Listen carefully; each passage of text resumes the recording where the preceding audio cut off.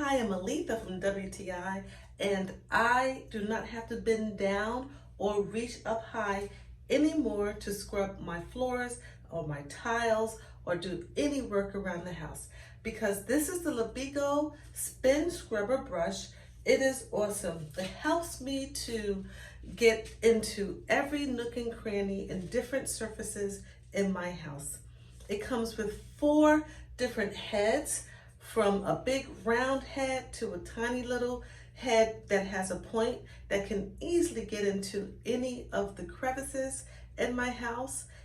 It's easy to put together. All you do is snap the parts together and you're ready to go. Not only is the handle adjustable to reach any height, it can also bend so that you can use it at an angle if you need to. I really love this brush. It has a digital display that shows you how much power you have left.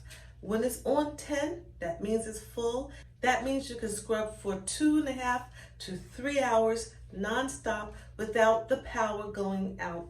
It has a low speed when you see 1 green light. When you press it again and you get 2 lights, it's on a high speed. You press it again and it goes off. It shuts off automatically. I love that about it.